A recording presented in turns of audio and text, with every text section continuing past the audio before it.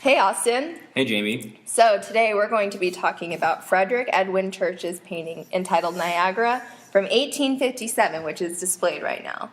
In the 1800s, Frederic Edwin Church was the most significant successor of Thomas Cole and was the most successful painter from Cole's Hudson River School in New York. Isn't that interesting? I'm sorry, did you say something? His landscapes portrayed nature as an embodiment of his faith in God's strength and in the mission of the New World, or as he liked to call it, America's sacred destiny. And, according to the Corcoran Online Gallery of Art, Church became so concerned about the falls that he arranged for an international commission headed by Frederic Law Olmsted himself, the architect, to study ways to protect the falls, leading to a treaty between Canada and the United States. Isn't that interesting? Uh-huh. So, this was Church's most popular painting, entitled Niagara from 1857, which had over 100,000 viewers. According to the Niagara Falls Online Library, they said that it is a view of Niagara Falls which will cause all others ever painted to be forgotten. We know of no American landscape which unites as this does the merits of composition and treatment. Niagara Falls was an icon of American painting in the 19th century.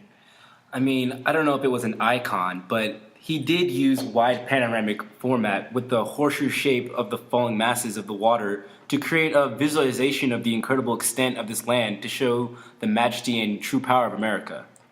Exactly. The immense, untouched landscape of these falls also became a natural symbol of the political energy of a strong people and nation, which ultimately instilled a sense of nationalism in the American people. And actually, it was an icon of American painting.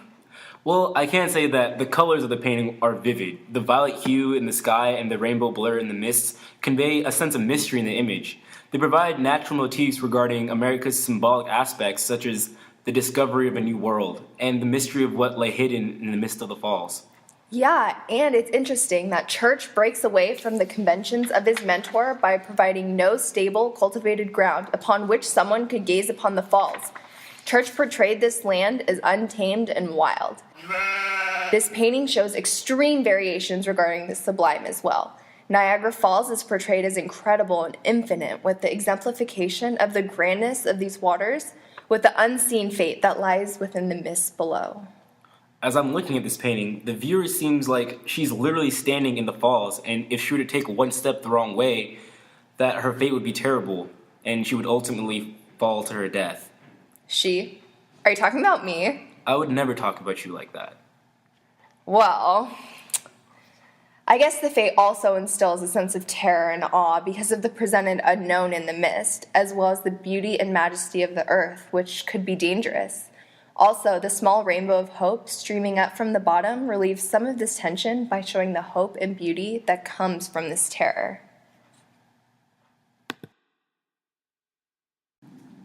Now this is a romance painting. This is Right and Left by Winslow, a 19th century American painter that was both a naturalist and a realist. Winslow was the first artist to depict everyday life of Americans through his subject matter. He essentially became the artist of the people. However, what made Winslow truly great was his fixation on the Atlantic coast. Homer wanted to show the power of the natural through the contrast of the water, light, and rocks. In 1909, Homer painted Right and Left, a painting that depicted two golden-eyed ducks suspended in midair over the ocean after being shot by a hunter in the boat in the distance. I mean, I see the ocean waves in the background are dark, murky blue that only allows for a glimpse of the sunny horizon. The waves are tumultuous and chaotic, giving the viewer a sense of angst when seeing the birds in midair. There's a sense of darkness in the water that reflects the sorrowful death of the protagonist ducks. VT.edu suggests that the dull expression, the slackened feet, and the diving posture of the duck on the right indicate that it is the one which has been hit by the hunter's initial blast. It's made as attempting to escape the second shot, which has just been fired, as evidenced by the vermilion flash and billowing gray smoke barely visible at the middle left. Well, I read on TotalHistory.com that Homer completed this painting just a year before his death, and the picture may be confronting the moment of the duck's death by being shot, capturing the split-second event of this shot. Since the duck on the right has been shot, and the duck on the left will soon receive the second shot from the other barrel of the gun, a foreshadowing of inevitable death, the painting shows successive but simultaneous views, creating undeniable sadness. When I look at this photo, it feels poetically chaotic.